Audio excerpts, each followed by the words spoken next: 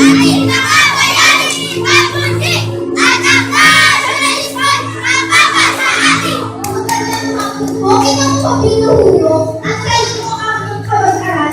Kami po ang makakawang na magkakaroon ng isang tulang tungkol sa ilan sa mahalagang pangyayari sa ating kasaysayan. Sana po, kaibigan ninyo ang aming new presentasyon. Magandang hapon at maraming salamat.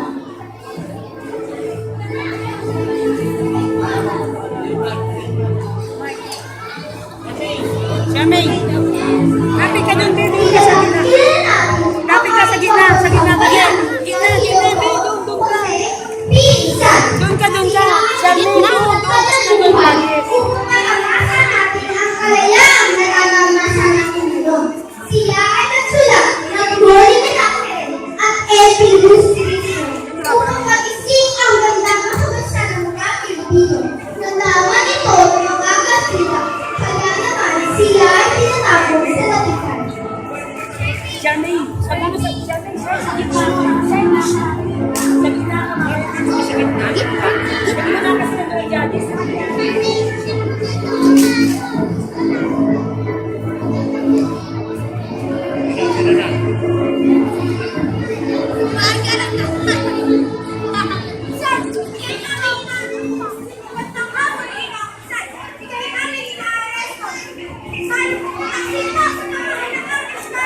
Lapit mo yung mic.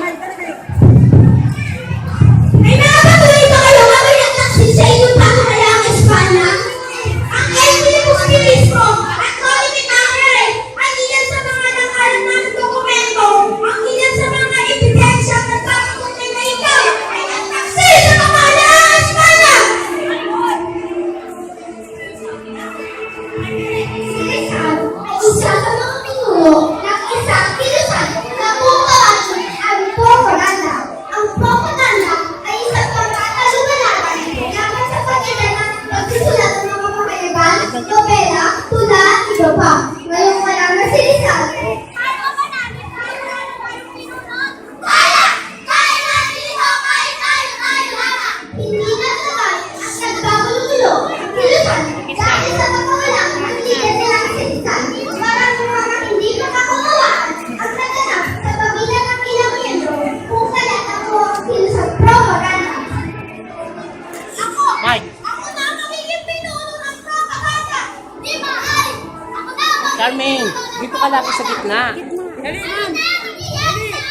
Nagkakagulo-gulo na tayo! Tuluyan lang ang luluwag ang kilusang propaganda, ngunit may nagtatagdagan ng bagong kilusan na kung tawagin ay KKK. Pinangungulo nito ni Andres Bulgar.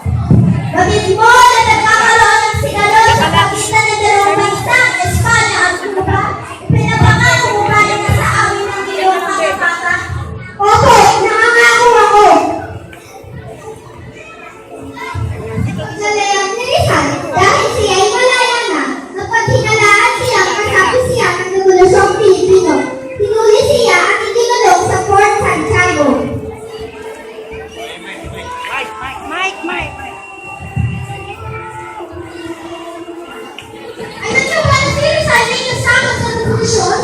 Oo, talaga. At sa pagkakarinig ko, sinisalita ang pinuno ng resolusyon.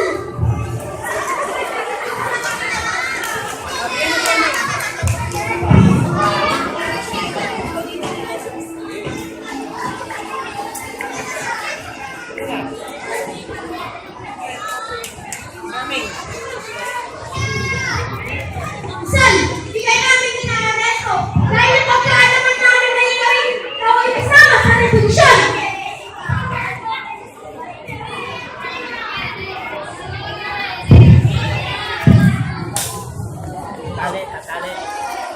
Tali natin.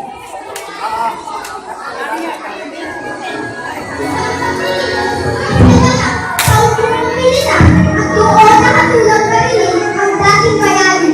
Noong isang libo mo karaan, siyang dapat-ani, na ngayon pinalak sa tawag ng Luneta.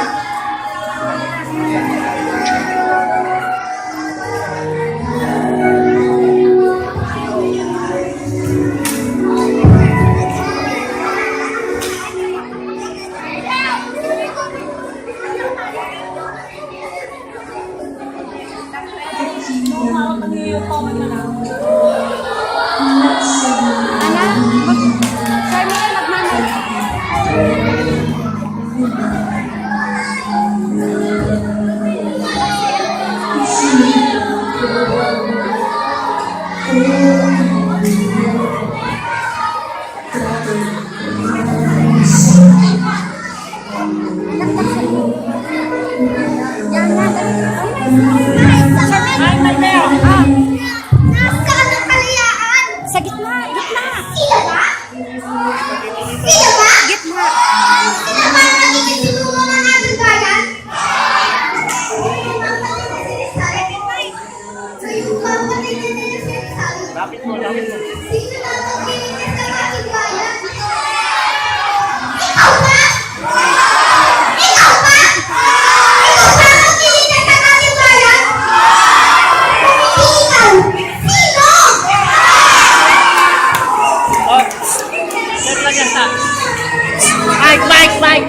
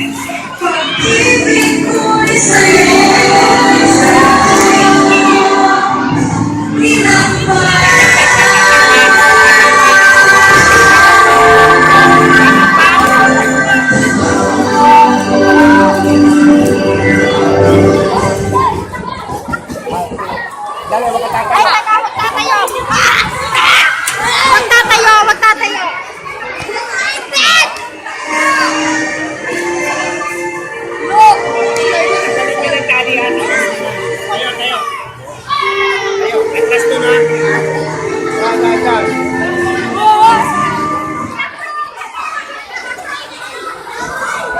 Tanggal yung tali. Tanggal tali. Ganyan ito.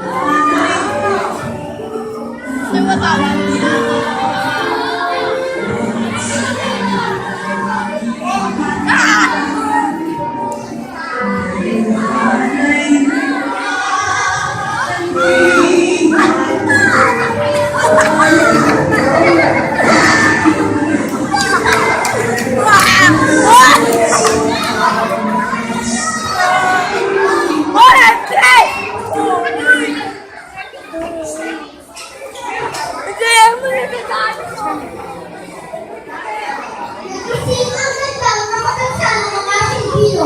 Nagsimula sila sa maliit na kapitasi hanggang sa papalaki ng papalaki.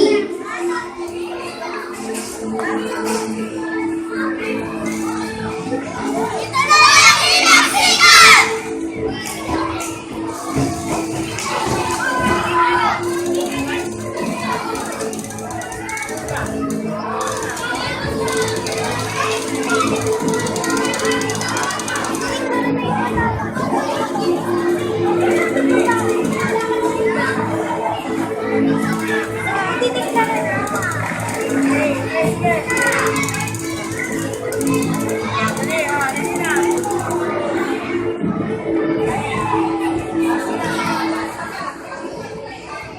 Hindi ko nga nasusumipil ang eskwalyon. Yung pinakayagnan ng Leonardo o Kalayaan. 1,800 sa Kawit, Cavite.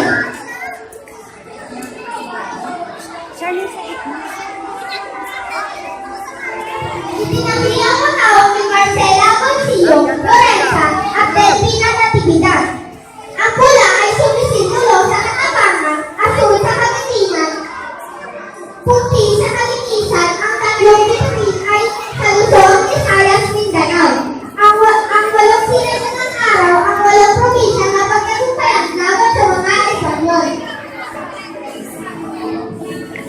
Mike. Wala.